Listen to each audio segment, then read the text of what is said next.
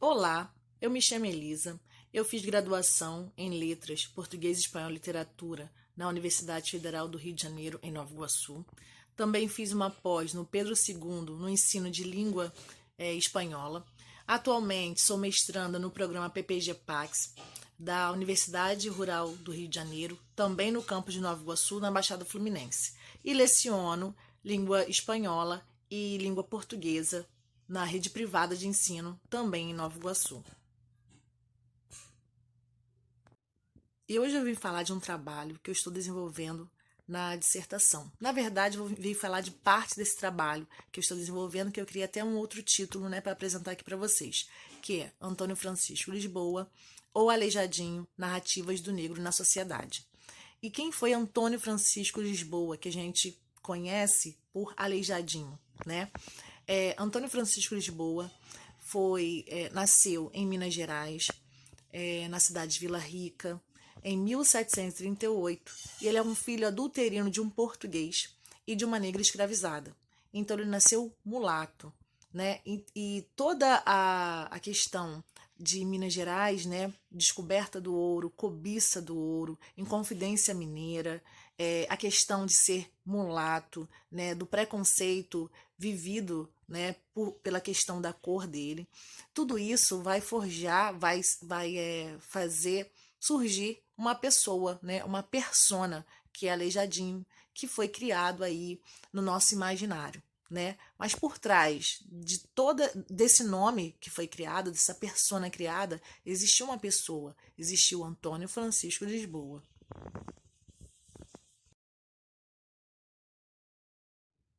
E Antônio Francisco Lisboa nasceu numa sociedade escravocrata, nasceu em 1738.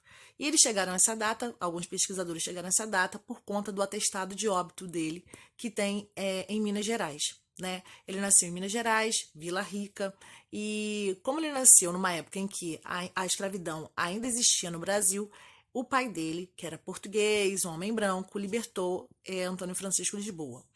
E ele foi um escultor, Antônio Francisco de Lisboa, um escultor, entalhador, ornamentista, começou a esculpir em madeira, depois começou a esculpir em pedra-sabão.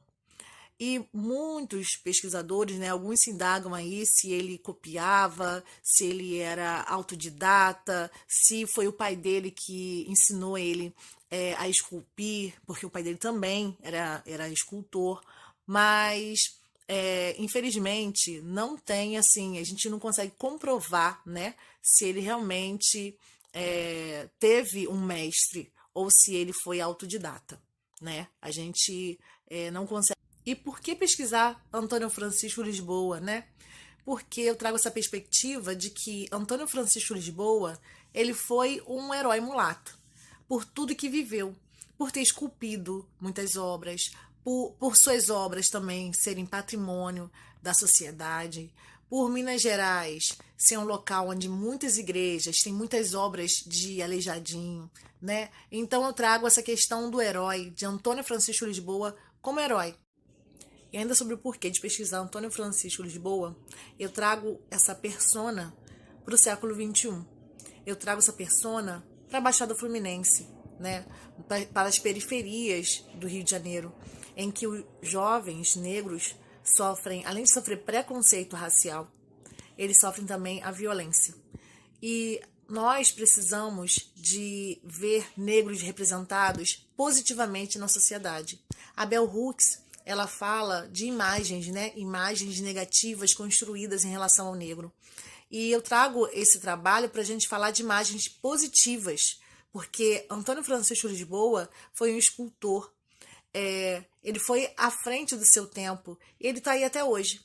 Né? Suas obras estão aí até hoje. Então, ele pode inspirar nossos jovens, nossas crianças negras, pretas, né? que precisam se ver representadas positivamente.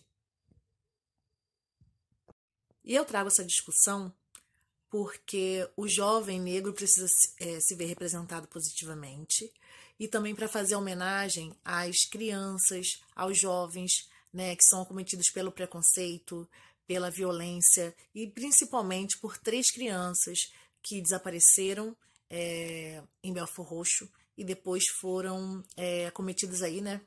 Depois de toda a investigação, foram acometidas pela violência. E a falta de empatia com a família, a demora nas investigações dessas crianças, do desaparecimento dessas crianças. Então, a gente percebe que na Baixada Fluminense, nas periferias do Rio de Janeiro, não só do Rio de Janeiro, né, em outros estados também, os jovens são acometidos por violência, preconceito e parece que tudo fica bem.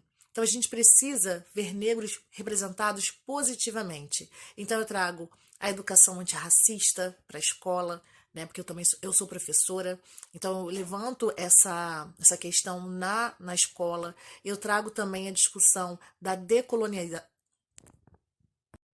Eu abordo, além da educação antirracista, a questão da descolonização do olhar, a descolonização da imagem, a descolonização da psique, né, construída em relação ao negro, a esses estereótipos negativos em relação ao negro.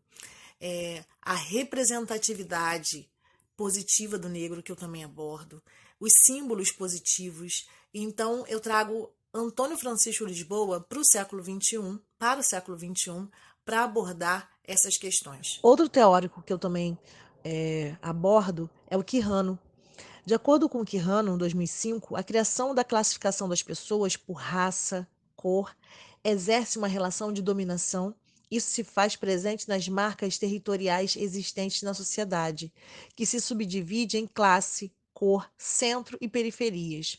As marcas depreciativas tentam apagar as qualidades até mesmo de grandes artistas como Antônio Francisco Lisboa.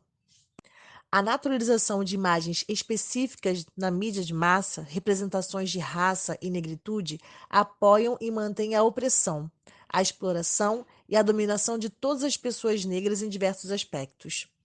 E o que eu chamo aqui, o que eu falo, né, é que tudo ao que se imagina do negro adulto se remete aos jovens e às crianças negras também. Por isso que eu abordo o tema e trago as crianças e jovens negras de periferia.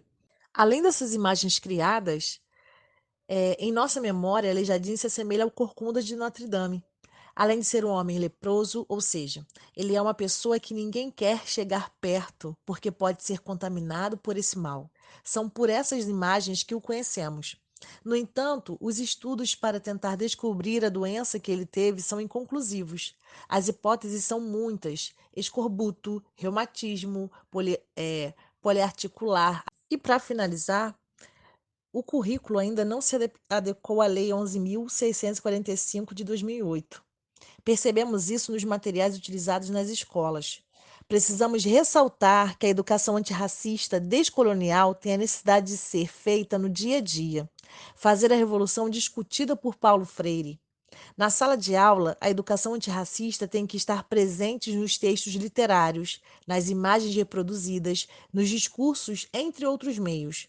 Os professores precisam estar engajados nessa luta.